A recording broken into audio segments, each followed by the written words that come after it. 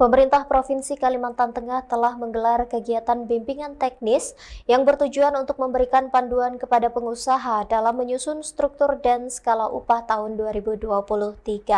Acara ini diadakan di Aquarius Butik Hotel Palangkaraya pada tanggal 11 hingga 12 September 2023 dan dihadiri oleh sejumlah pejabat terkait peserta BIMTEK sebanyak 36 orang. Senada dengan Sri Suwanto, Farid Wadji, Kepala Dinas Tenaga Kerja dan Transmigrasi Provinsi Kalimantan Tengah menjelaskan pentingnya penetapan struktur dan skala upah. Ia mengungkapkan bahwa struktur dan skala upah bukan sekedar persentase, melainkan sebuah perhitungan yang memastikan bahwa pekerja dibayar sesuai dengan upah minimum kabupaten kota yang berlaku. Skala itu bukan berapa persen. Jadi skala itu ngitung gini, kan orang ketika pertama kali masuk seperti sampean ini kan digaji berdasarkan upah minimum. Kalau di Palangkaraya, upah minimum kota Palangkaraya nilainya 3 juta sekian. Nah, kalau sampean misalnya digaji di bawah itu, berarti perusahaan yang sampean itu menggaji di bawah upah minimum kota Palangkaraya. Nah, kemudian setiap perusahaan itu menyusun skala struktur dan skala upah. Artinya nanti ada hitungan bahwa kalau pegawai dia sudah bekerja sekian tahun, gajinya upahnya akan naik sekian gitu. Nah, itu ada hitungannya. Seperti yang dikatakan Pak Asisten tadi, sepanjang perusahaan itu kondisi sehat, ekonomi Indonesia sehat, nggak ada seperti kasus COVID-19, maka perusahaan itu akan menggaji para pegawainya di atas dari upah minimum kabupaten kota. Dan dia dasarnya apa? Dasarnya skala dan struktur upah yang dia susun tadi.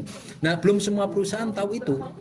Dan sebelum semua masyarakat tahu bahwa tahunya itu pokoknya kalau saya sudah digaji berdasarkan upah minimum kabupaten kota itu sudah. Padahal enggak, ada ketentuan perusahaan untuk menyusun struktur dan skala upah. Nah, nanti di sini akan diperjelas. Ini kan semuanya teman-teman pengusaha, agar teman-teman pengusaha ini nanti dalam rangka meningkatkan kesejahteraan karyawannya, dia membuat struktur dan skala upah. Karena nanti ending dari kesejahteraan karyawan itu kembali ke perusahaan. Kalau sampai digaji tinggi, produktivitas tinggi, perusahaan kan akan semakin produktif, labanya tinggi, akhirnya kembali ke perusahaan itu. Ini inti dari bagaimana kita memastikan bahwa karyawan itu sejahtera. Nah, biasanya kalau teman-teman datang ke saya, itu saya tanya, sampean dari perusahaan dibayar enggak BPJS kesehatannya enggak? Kalau enggak, kalau nanti sakit siapa yang membayar?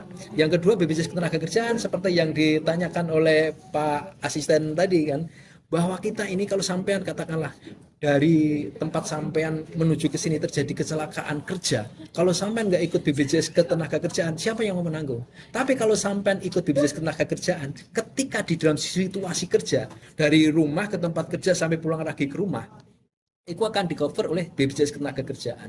Semua upah, ongkos sampean berobat itu akan dijamin oleh BPJS ketenagakerjaan. Dan tidak mahal, 16.800 sebulan. Kalau sampean belum dibayarin, bayar sendiri nggak apa-apa. Punya nggak? Belum.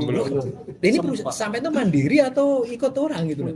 Mandiri. Nah, kalau ikut mandiri ya sampai bayar sendiri 16.800 sih. Kalau perusahaan tetap bayar. Nggak banyak 16. Oh, kalau perusahaan dia ada hitungannya. Jadi dari sampean bayar berapa, kan itu pertama itu jaminan paling dasar itu kan jaminan kematian dengan jaminan kecelakaan kerja. Tapi kalau dengan perusahaan biasanya meningkat kemudian jaminan pensiun, jaminan hari tua, nanti ada bonusnya yang kelima, jaminan pemutusan hubungan kerja. Jadi kalau naik pemutusan hubungan kerja, berarti jadinya bisa diklaim kan?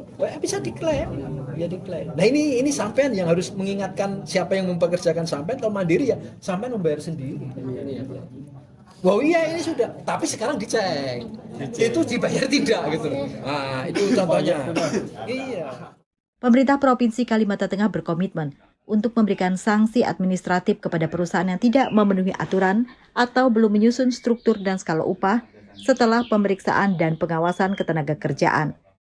Hal ini merupakan langkah konkret dalam mendukung implementasi peraturan pemerintah terkait pembayaran upah yang adil dan sesuai dengan ketentuan yang berlaku. Kegiatan BIMTEK ini merupakan langkah awal dalam menentukan standar upah minimum provinsi dan standar upah minimum kabupaten kota di Provinsi Kalimantan Tengah. Tujuan dari kegiatan ini adalah untuk memastikan kesejahteraan pekerja dan mendorong produktivitas tanpa adanya diskriminasi dalam pembayaran upah. Dari Kota Palangkaraya, Hariri melaporkan.